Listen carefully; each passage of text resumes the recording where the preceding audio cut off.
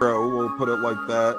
Nice. What's it like? I was actually there in attendance in Cleveland for Coe's first career NFL touchdown, which was awesome. And, Awesome. It was a great game. You could hear me on camera. I was just screaming, "Say it ain't so, Coe! Say it ain't so!" Sadly, from there, the game kind of went off the rails a little. That was the last high moment of that game, but it was a great game. Overtime loss, fun time. How was that moment for you? Seeing the first, whether it was on TV, in person, wherever you were, seeing his first NFL touchdown. How was that?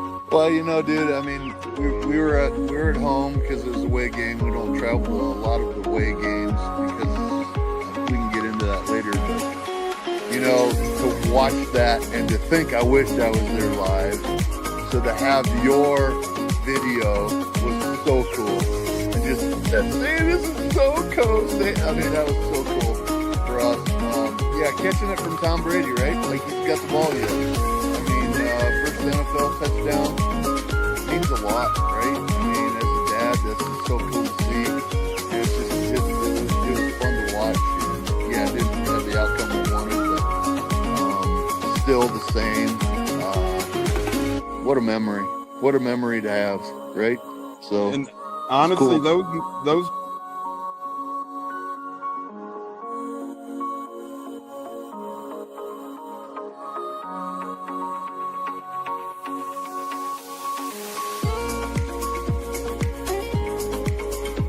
one of the best guests ever, the Buccateers in the house tonight.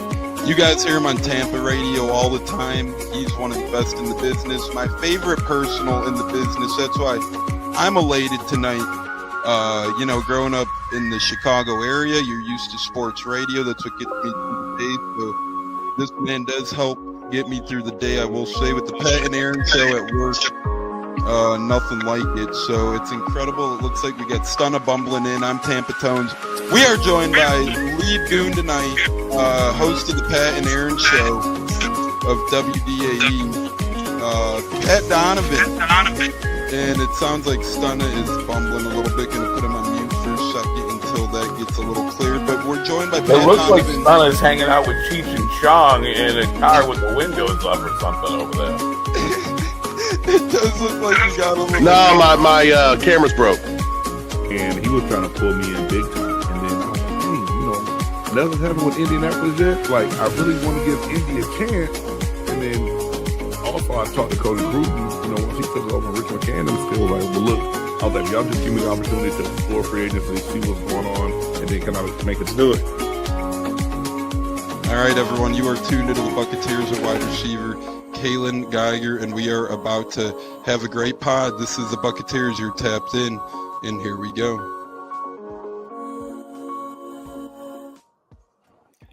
Howdy ho, howdy hey, how the hell is everybody? Welcome back into a Tune Me Up Tuesday here on the Buccateers podcast. Tampa Tones alongside the great Bucs by 30 and the great J-Lo as always. And it's a quick turnaround going from a Monday night football game to a Tune Me Up Tuesday in the blink of an eye, staring the New Orleans Saints in the eyes in a division battle of the NFC South, 4:05 p.m. Eastern this Sunday. So the Bucs got banged, got brutalized, got injured up.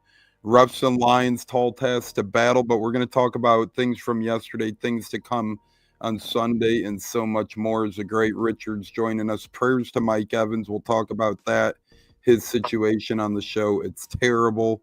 Tuned in, the great Cleveland says. We appreciate it as always. And J-Lo, speaking of appreciate you going over to the Rondé Barber signing. How was that today? And welcome into the program, brother. No, thank you for having me. It was awesome.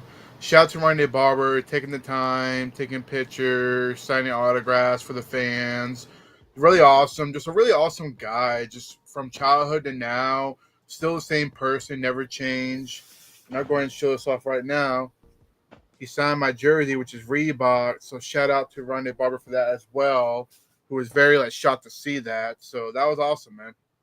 Great stuff. And you're having quite the role, meeting Jamel Dean, meeting Rondé Barber. So incredible stuff there. Speaking of Jamel Dean, Zach, incredible game from him last night. Your probably the biggest Dean guy I know. That was just great stuff. And as soon as the announcers, who, by the way, probably haven't studied too much Buck ball as they're not aware of the rotation, but Zach, as soon as they commented on that, Dean kind of spurred into action with a great big play. Yeah, as soon as they said it for like the second time, I believe, and even had the sideline reporter start to weigh in on why Dean wasn't in the game, he comes into the game and proceeds to make plays. It's not a good look, man. It's not a good look when your commentators don't know the situation. They mispronounced Grizzard's name. It's just it's a bad look. I expected better from Aikman and Buck, but it is what it is. We constantly are the target of disrespect. We truly are. And I just found it interesting last night in general. I mean, first and foremost, I have no idea why. And Richard, you are right. Doug Martin and Anthony Gaitor played alongside Rondé Barber as well. I think Barber's last year was 2011 or 2012? 2012. In 2012, he wore a Nike, so it was 12. Yeah, and it was with Doug Martin. Then Gaitor had 2 years with Barber, so good stuff there. Muscle hamster, sad stuff there. More to that story came out. We'll talk about that more as well. But yeah, Doug Martin, 2012. Rondé played till 2012. That's when he converted to safety for that last go, and that was incredible stuff. But just a sad game, and Jamel Dean played great. Defense played great, but just some things that didn't go our way, and that kind of happens in football. But, man, I'll tell you what, the refs, the officiating, not that that's why we lost solely, but, Zach, we'll start with you here. That was just terrible. As B-Shuck joins the show, what's happening, folks? We get a rest in peace, Doug Martin from Cleveland. Me with a sad, sad game. Mike first in total shit show on the field. Second, blah. Joe Buck does not deserve Bucs in his name. But this kind of will bleed into the officiating as well. This is what I was going to talk about first briefly, Zach. That officiating was terrible. And I don't get what the heck the point is of those, like, third-party officiating announcers anymore, because they used to be in to kind of guide you to what the call is going to be. And they were probably right 98 or 99% of the time, and that's why they're hired by those companies, ESPN, CBS, Fox, Prime, to kind of guide you through what's going on with the penalty or what's going on with the challenge, and to kind of make listeners at home aware of the situation. Nowadays, they're never right. On that Cade Otton interception, Zach, Troy Aikman and the third-party referee in the booth both said what a play by Otton, no way they could overturn that. He caught that ball, then they overturn it. Same thing with the first down. They were like, oh, we can't really tell. We think it might be too short, but not enough evidence. They overturn it. So, Zach, what's going on with these refs? Just crazy stuff last night. Man, I don't get it. There's a chip in the ball. So what are we even doing reviewing a spot like that? Like, we couldn't get a virtual measurement. They've had to show that off a couple of times in instances where the ball's clearly short. They put the ball up and do the computer-generated line to show you that it's short. But in that instance, on a fourth down, in a critical moment, we don't do a virtual measurement. Like, what are we doing? Like, what are we doing? Why are we reviewing things that wasn't challenged by the opposition's coach? Dan Campbell didn't challenge the spot of the ball. He challenged if it was a catch or not. And now we're doing it. We're looking at it. Like, they initially stop the game. They look at it, confirm the call on the field, go to restart play again. Campbell throws the flag and wants to look at the completion of the catch. And then they come back and say, after a second review, like, what are we doing? I've not heard that since we've gone to instant replay. After a second review? Are we kidding right now? Like, this isn't real life. And it just seemed like every big play that Detroit made was preceded a Bucs iffy penalty call. The first touchdown, we stop them on third down, hands to the face, ticky-tack. Amon-Ra gets a good push off on Parrish, scores a touchdown. He's a vet. He's going to get that call. It is what it is. The second touchdown is we stop him on a long third down, and Amon-Ra just bulldozes Jamel Dean to the ground, and they call illegal contact. And then Gibbs busts out 73 yards. There was a slight hold on that play too that they didn't call. But it was like that all night. Every time we seemed like we were just about to get momentum back, we had a big penalty that came back and just took it all away. It was disappointing. It was a shit show to watch, honestly. Yeah, very good point, Zach. And sadly, as we've said week in and week out on the show now, college football, NFL, it's just a problem every single game at every single level, and you're seeing it impact some of these games. And I thought I seen something hilarious on Twitter the other day, or today or yesterday. I forget if it was last night after the game or this morning, but regardless, somebody put out there, Dan Campbell, remember that like pointless challenge he had on the fumble or whatever where the ball like moved up? Somebody said Dan Campbell's just throwing flags at this point to see what he could get away with. And I thought to myself, why wouldn't you at that point? You know, if you could get a couple yards out of it, and even that explanation the ref made way too elongated and complicated, John Hussey. And I am glad Baker Mayfield told him off, quite frankly. Baker was right. Not that he played great. I think he was a little banged up, to be completely honest with you. It looked like he didn't have the usual zip on his throws per usual. And oh, by the way, Aiden Hutchinson was feasting. So multiple factors kind of relegated Baker's role. But J-Lo, Baker going off on the ref, I don't hate that at all. Piggybacking off Zach's good points about the refs as well. No, I don't blame him at all. And shame on the NFL they find Baker or not for getting targeting the refs about that. Like Zach mentioned, there was just a lot of missed calls, just a lot of stuff that went wrong. You know, Detroit definitely had the zebras, definitely helping them out to win this football game. Even though I applaud, the defense coordinator for preparing for us, but at the same time, I can't blame Baker for speaking his mind out, and I'll stand behind him as we all will, whatever he has to say, whenever the officiating was making. Shame on them. Whatever. Moving on. Next game. Moving on, indeed. And speaking of moving on, the Bucs will have to be moving on without one of the best ever to do it at the wide receiver position. I was shooken up last night just watching it, knowing something was going on visibly with the great Mike Evans, and a beautiful tribute going on right now. If anybody has some extra spare change in their pocket, I know times are tough, but if you do have $13 extra, a lot of people are donating $13 to the Mike Evans Family Foundation right now in honor of Mike suffering an injury, if you do have money. But if not, just pray for him.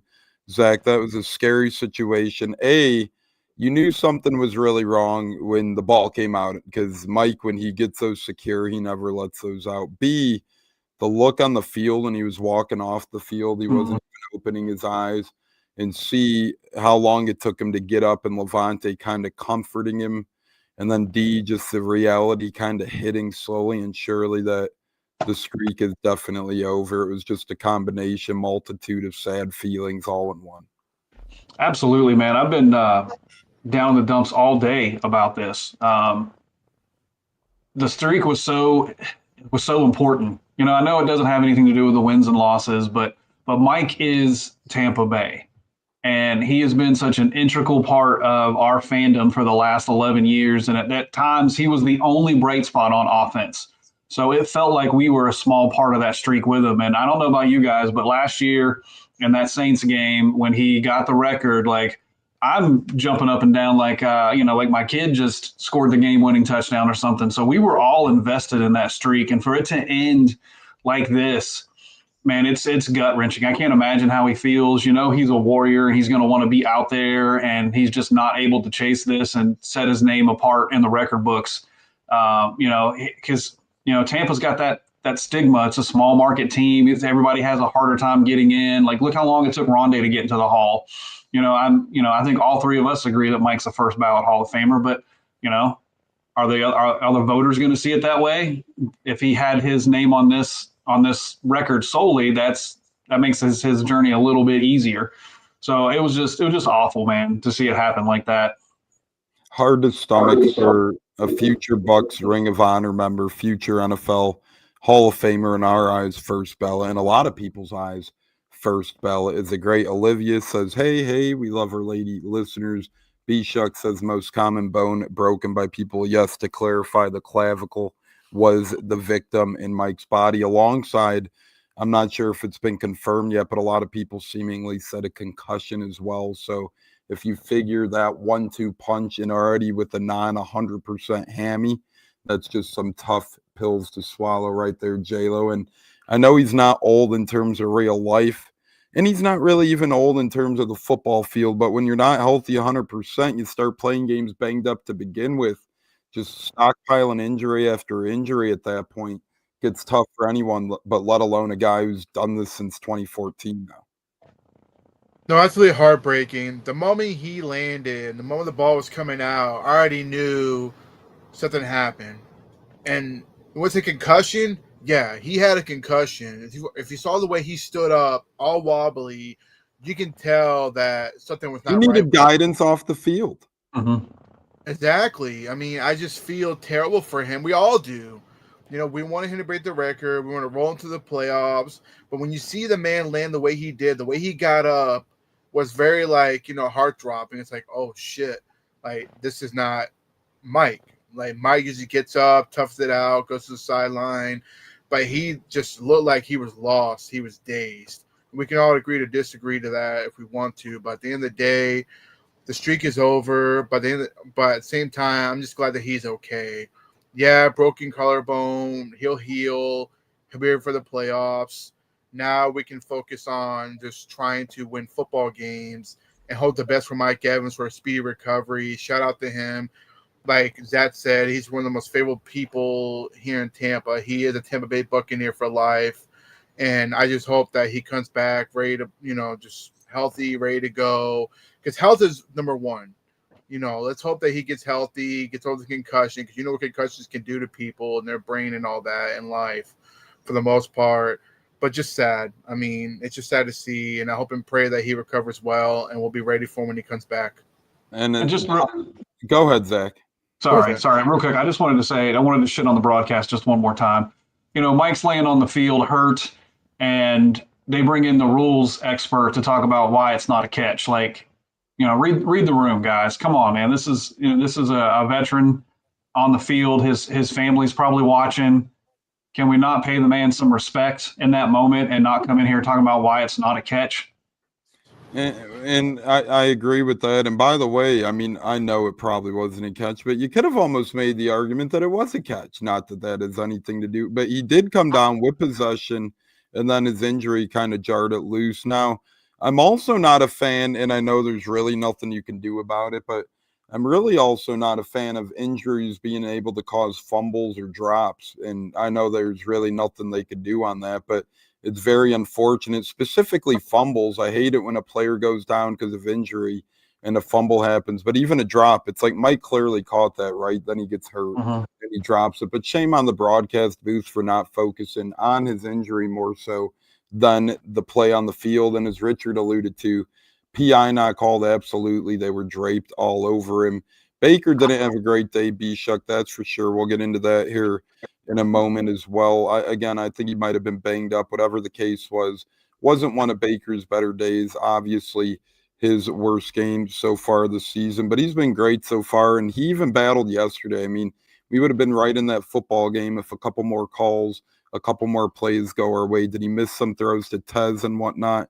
Absolutely, but that's going to happen from time to time. As we put a bow on this game, because we're positive here, please hit that like button, turn that subscribe button on, and turn that notification bell on. If you're watching live on YouTube, you'll never miss the Buccateers podcast again. Shout out to El Monito joining us live on Facebook. We appreciate that.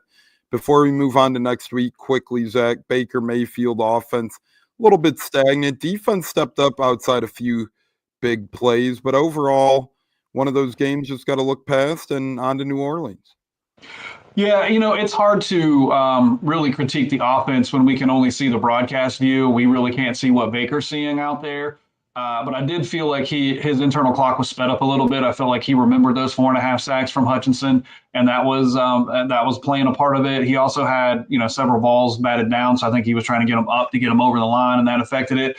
But, you know, like I said, I don't have all 22, so I can't tell. So if anybody in the chat has watched it, to me, it looked like Tez was a wild card out there.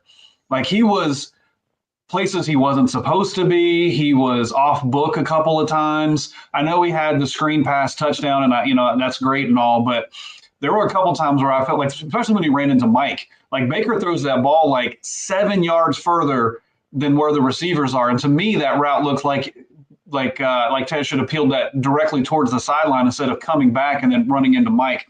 So I think that played a part in it as well. The offensive line was just like, holy shit, dude. That line was worse than it was week 1 when everybody was playing out of position.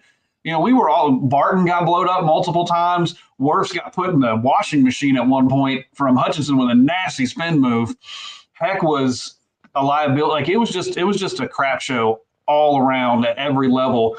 And the thing that people are blaming the loss on, like the Twitter warriors, is the defense. And shit, that was the best part of the team. That we should have lost that game like 41-9. They kept us in it. And even not saying I'm complaining about this, but you could even call the flag on Eli Roberts on holding when that long touchdown run happened. It looked like they might have had Big Roberts jersey there too. So the defense really did buckle down, and Lions kept getting the ball to midfield. And it is what it is, J-Lo. Lions ultimately were the better team last night. A couple plays away, but as Zach alluded to, defense kept us in the game. As Bishuk alluded to, time to whip the Saints. Denise says he tried the long ball too many times. He should have just went for the short just to get I don't know. We went with the short a lot, and that really didn't equate to much. And 2 of the shorts we went with, the refs screwed us. So we were really out of luck with the shorts, J-Lo. But as Bishuk says, time to whip the Saints. This is a big game. Got to limp in there banged up. Even if you win 3-2, you just got to win going into the bye week. Get to 6-2. No, couldn't agree more. And I will say this before we move on. Shout out to the Lions defense coordinator, Shepard, for getting his DBs what he had, rated for what he was going up against. He will be an NFL head coach one day. Oh, no, I couldn't agree more. I mean, he did what he could, and look what they did. They held us to 9 points with the refs' assistance, which we're not going to go into no more. We're going to move on from it. But now it's time to move on to the Saints. You need to go in there, even though they're 1-6. It doesn't matter. You can't take your opponent lightly, because obviously we're going to be looking at a beat-up Ibuka going with Tez, Shep, and Cam. You got to go in there and move on from it. I think Rashad did the best he could run the ball, and when the other person's talking about going short, we did everything we could. Baker ran for his effing life. I mean, Hutchinson. He's one of the top pass rushers in the NFL, and we played what we got. And the O-line could have played better, but it is what it is. Now we got to move on and take our focus on to our division opponents. And now we go to the Saints, who's been a thorn in our butt, which we all know how they are. You can't take them lightly no matter who's that quarterback. Mm-hmm. To me, I feel the team needs to move on, focus on your next opponent. I feel Bowles called a good defensive game plan. I think he'll do it again this Sunday. And Baker had an off night, which I feel is not the worst thing in the world. I'd rather have him one off night and then get back on track to winning, which we were doing, which I'd be all for. So to me, I feel move on to your next opponent, Lions of the past. Now we're focused on the Saints. Let's go get our division win and go 6-2 going to the bye week. That's what we got to do, get to 6-2 going into the bye week. Because Zach, Carolina suddenly is 1 game behind us in the NFC South. Dave Canales says those guys playing up to par, although Bryce Young is out. I think Andy Dalton's a good enough backup to keep him in games. They do play home against Buffalo, which will be a tough task coming off Buffalo being pissed off a bye week, off a tough loss to Atlanta. And then the Saints, although they are 1-6, as J-Lo alluded to, they're kind of a scrappy 1-6. They didn't really get blown. The only game that got blown out this far was Seattle. In Seattle, very tough place to play, but they held with the Bills in Buffalo. They held with San Fran. They held with the 4-2 Bears team. They held in there with Arizona. So although they are only 1-6 and we should take care of business, Zach, you can't overlook them. And then the Falcons, kind of Dr. Jekyll and Mr. Hyde, week to week type of thing in the NFC South. So Zach, although we did lose and Carolina is 1 game behind us, given the Bryce Young injury and they play Buffalo, given Atlanta's ups and downs, and given the Saints being 1-6, I still love our chances of taking the NFC South. Yeah, absolutely. I think we still have a really solid chance at it. We are banged up. We got the bye coming up, so we should get a little bit healthier after that. Um, Carolina's got a pretty rough stretch of schedule coming up. Atlanta, you know, you listen to the broadcast, they're the best team in the NFC, so we can't really take them lightly either. And the Saints, man, we can't. The thing that we cannot do is come into this game and overlooking the Saints. Right? We cannot. We need to. I need Baker to wake up feeling dangerous on Sunday. I need him to go in there and put boot to ass and get ready to sit the fourth quarter out and let Teddy take some snaps because we got the game under control. Don't go in there and play with your food.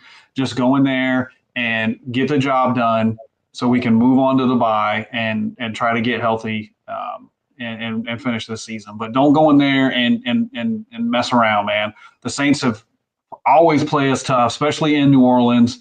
So we can't go in there and let them hang around early. We gotta put a knife in them quick and just move on. Take all the momentum out of it and just be done with it. And we are live here on the Buccateers podcast on YouTube, Facebook. You can catch a replay on Apple, Spotify, and more. Follow us on Twitter X today at Buccateers, Instagram at Buccateers Pod. Subscribe on YouTube at Buccateers Podcast. Hit that like button, turn that notification bell on. And this game's going to go one of two ways for Spencer Rattler, J-Lo, and the Scrappy Saints, in my opinion. He's fighting for his job. He had a lot of turnovers this past week. So, A, those turnovers are going to continue, and we'll get another chance at them. Or B, this is maybe his last game to start, so he's going to go out swinging. It'll be interesting to see which Spencer Rattler will get here, J-Lo. Truthfully, I think we're going to see Tyler Shuck. What Zach alluded to, you go in there, dominate, you boot Rattler to the sideline, you put Tyler Shuck in. I feel Rattler pretty much this is his last game starting for the Saints.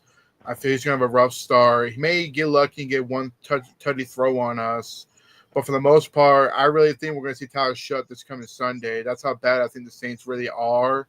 And I feel like Bulls is going to get this team ready to go in there and dominate to where we'll have to see Tyler Shuck in by like second quarter. I don't think that young players struggle in domes only because college atmospheres are usually a lot rowdier than, well, it depends what school, I guess, you go to, right? The littler ones probably aren't as electric, but you go to an Oregon, a Penn State, and Ohio State, you're getting 40, 50 more thousand people in those stadiums than you get in some NFL stadiums. So I don't think the dome necessarily has too big of an impact because some teams do play in domes too, like the Falcons, Saints stadiums, those hold college football games as well for bigger programs. So maybe in some of the smaller school kids, yeah, B Shuck, maybe you're starting for the Saints alongside your brother Tyler Shuck. There you go. Richard says, I believe Baker is going to bounce back last two games. Well, yep, and Ibuka was still hurt. You could tell he wasn't 100% out there last night. But Zach, speaking 100%, we're down and out a lot of places right now. Edge, O-line. Linebacker hasn't been great in the middle besides Levante. I mean, Dennis has shown some weaknesses. Deion Jones hasn't been great all the time. If you were to trade for one position, edge, offensive line, or linebacker, where would you head for a trade? It's edge. I don't even need a second to think about it. It's an edge player. And if you don't believe that makes that much of a difference, look at the game tape from last night and see how bad Hutchinson wrecked our entire game plan on offense. He played so well, and they caused so much disruption that those backup corners and safeties look like all-pro players back there. That's the difference that an edge player makes. When you have to scheme for them, when you have to keep extra guys in, that's that last fourth down play that we had where we were trying to get five guys out into the pattern, but we couldn't because Otten had to chip and then Rashad had to stay in and block. So he threw into a double team because everybody else was covered. You might as well give your best option that's on the field in Ibuka a shot at it, even if you're double covered. But that's all a result of having to over scheme for Hutchinson. And that's the difference that an elite edge makes. We have to figure out something to generate pressure with four. Todd Bowles' defense works better when we get pressure with four. Go watch the Super Bowl if you forgot what an unlocked Todd Bowles defense looks like. So we have to make a move there to get somebody. I know Crosby's out. He probably a pipe dream, and some of these, other big names that everybody's talking about. But Will McDonald for the Jet, they're 0-6. They're gonna start fire sailing soon.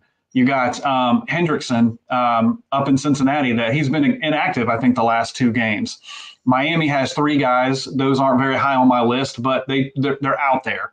So we need to get better generating pressure with 4 so that Todd can get in his bag. Interesting. Not that it would be a long-term solution, but for short-term and just for a handful of pass rushes a game, Shaq Barrett did work out for the Colts today. So he's staying in football shape. He's probably intrigued to get back in if he's working out for the Colts. You've seen he really didn't want to play for any other team but the Bucs, but maybe he's open to it. J-Lo, would you go with edge, linebacker, or O-line in a trade for this Bucs team? Say Gadecki's out for the maybe season at this point, but for a long time. I mean, to me, I agree with that. You got to go edge. You got to get somebody who's going to dominate and get to the quarterback. Because I felt like we couldn't do that with Jared Goff last night. We had some with the fumble, by Yaya Diaby. But to me, you got to go with that pass rusher, especially that Hassan Riddick. His injury didn't look too good. He's probably going to be out for a little while, depending on – I'm not a doctor. Hopefully I'm wrong. But you got to go edge rusher. You got to go get one of those guys that Zach alluded to. I mean, you can go and get a Thibodeau from the Giants who just lost another game. That's another one I put out there. Or you go after one of Miami's pass rushers. You got to get somebody in there to help there. Because I can't be sold on Braswell and also Nelson, no disrespect to him, to be dependent on to get after the quarterback when they had to go rest the other starters with Yaya Diaby and Vita Vea. You gotta go out there and go get a dog. Go get a dog. Maybe not a Crosby, because obviously that's out of the question, or Myles Garrett. Jason Knight's not going to give up multiple draft picks for that. To me, you got to go out there and go get somebody to help that pass rush. Because if not, we're going to get picked apart by every single team we play against, especially when it comes to the playoffs. So I say edge rusher is the number one topic you got to trade for. Yeah, and I wouldn't be surprised if the Bucs try and call the Jets. They're 0-7. They might get to – who knows if they get a win at this point, but a guy like Will McDonald might become available, or Jermaine Johnson on the end. Will McDonald is 2 sacks so far this season. Jermaine Johnson is a member of the Jets as well, 1 sack over there, but they're starting edges, DNs right now who might be available. And remember, Jason Light traded with the Jets before when we got Steve McLendon in the Super Bowl era. So I wouldn't rule out Jermaine Johnson or McDonald. One of those guys would probably be the 2 guys I'm keeping an eye on for this Bucs team to make a trade. But in the short term, Shaq or JPP, I wouldn't mind just even if they play 5, 6, 7 snaps a game, and then hey, they're not working out. You trade for an edge. You could release him, right? No harm, no foul there. So right now you just need a body, and if Hassan Reddick's going to miss a month, 5, 6 weeks, who knows? But short term, hey, Shaq, you suit up this Sunday. We're going to play you 5, 6 snaps. It can't be worse than what we're seeing. Although we do have 10 sacks combined the past 2 weeks, they're kind of a lot of the same source, right? A lot of Yaya Diaby and a lot of the secondary. You got Tyke Smith, you got Winfield, you got Dean getting some sacks. So I would probably go edge as well over there, but we'll see. Speaking of possible additions, as Richard says, Jalen Phillips from Miami. Miami might be unloading the cupboard as well, although their GM's terrible, so you never know with them. But speaking of upgrading the cupboard, Zach, you think the Bucs show any interest in wide receiver Tyler Lockett after he was released by the Titans? He's trying to go to a contender. The Bucs now suffer an Evans injury. Say if Godwin is a setback or maybe he's not ready for a while, would this be something the Bucs entertain? Oh man, it's hard to read those tea leaves. Maybe, but if you're looking for somebody that's going to replace what Evans does, Lockett and Evans' game aren't really the same. So it's kind of hard there. I don't know what it is, man, but I just have this really bad feeling about Godwin. They're being real secretive with the nature of the injury, and just calling it a fibula.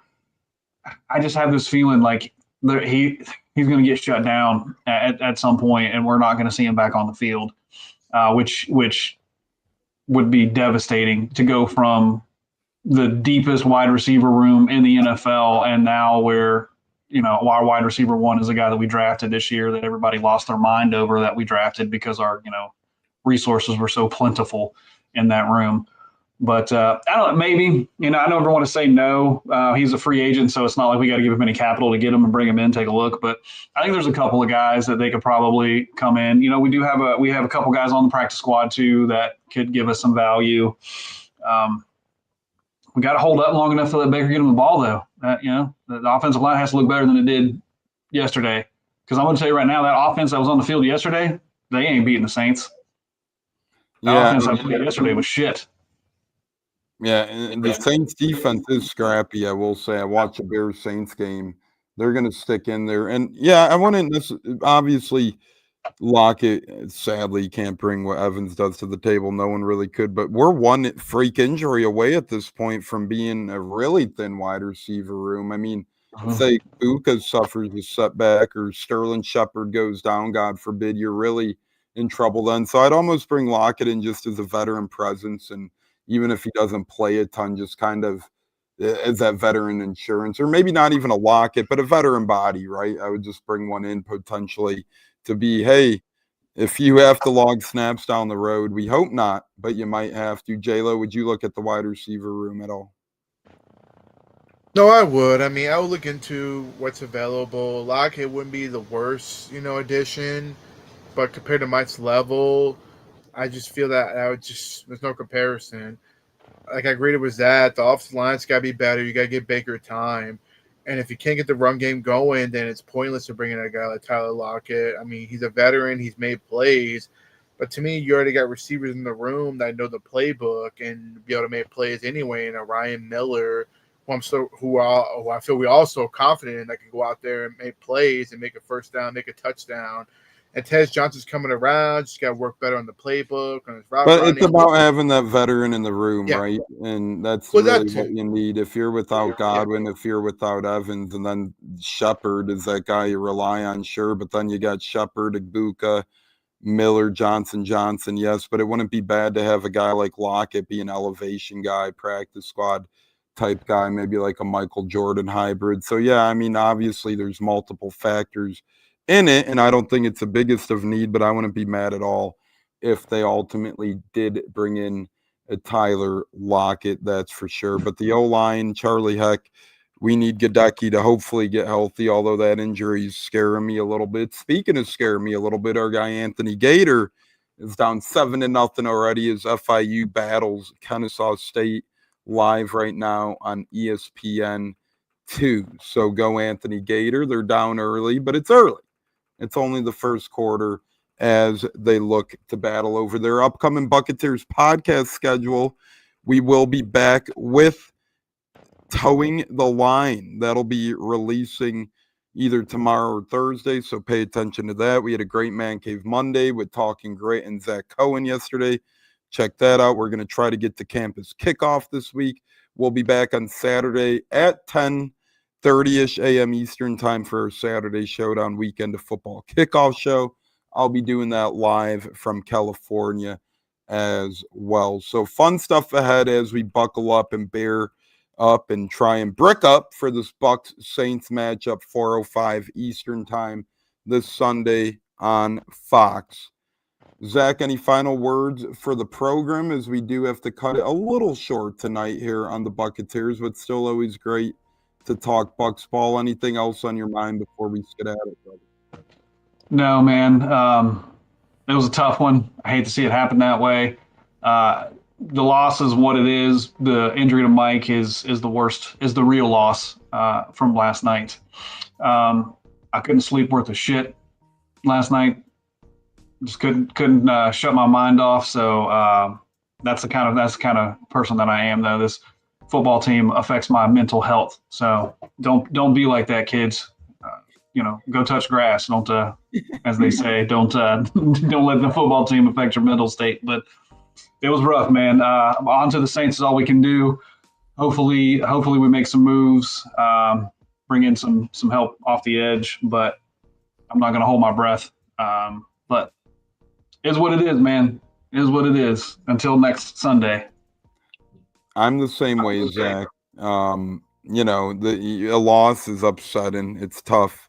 It's bad. Our guy Matt Kratz saying, great show, guys. Tough loss last night. Lions are a tough team. Thanks for joining us over on Facebook. Our guy Matt Kratz, frequent flyer in front of the programs. So we appreciate it. Cleve and me, have a good night, boys. J-Lo, last thoughts, final words for the show. Shout out to Mike Evans. Rest up, heal well, my man. You're one of the greatest butts all time on the roster. We can all agree to disagree to that. We'll be waiting for you when you come back, come playoff time. And Bucs fans, shake it off. Tough loss, but now you move on to New Orleans, which I think is a very winnable game. We should be able to go in there and win the game by any means necessary. Randy Barber, shout out to you. Thank you again for taking the time. We're signing my jersey. You're the man. I appreciate it. Hall of Famer, well-deserved. Great person, all I can really say. Until next time, go Bucs, and we'll be back Saturday. Yeah, we're already 2.5 weeks away from when we'll be in town for Bucs Patriots. Crazy, crazy, crazy. Time flies, but bricked up for that. But I'll tell you what, we're going to kick the Saints' ass on Sunday. I'll tell you that much. Fire the damn cannons, J-Lo. Bucs by 30, Zach. And Tampa Tones out of the building. Until next time, we'll see you on Towing the Line. Peace, everybody. Have a great night. Bro, we'll put it like that. Nice. What's it like? I was actually there in attendance in Cleveland for Coe's first career NFL touchdown, which was awesome. And, Awesome. It was a great game. You could hear me on camera. I was just screaming, "Say it ain't so, Coe! Say it ain't so!" Sadly, from there, the game kind of went off the rails a little. That was the last high moment of that game, but it was a great game. Overtime loss, fun time. Yeah. But how was that moment for you? Seeing the first, whether it was on TV, in person, wherever you were, seeing his first NFL touchdown. How was that? Well, dude, I mean, we were at home because it was a away game. We don't travel to a lot of the away games because we can get into that later. But, to watch that and to think I wished I was there live. So to have your video was so cool. And just that, this is so cool. I mean, that was so cool for us. Catching it from Tom Brady, right? Like he's got the ball yet. I mean, first NFL touchdown means a lot, right? I mean, as a dad, that's just so cool to see. And it was fun to watch. And, it didn't have the outcome we wanted, but still the same. What a memory! What a memory to have, right? So, and honestly, cool. those.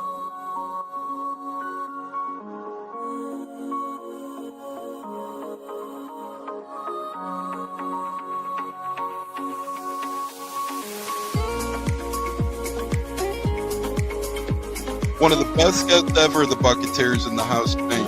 You guys hear him on Tampa radio all the time. He's one of the best in the business. My favorite personal in the business. That's why I'm elated tonight.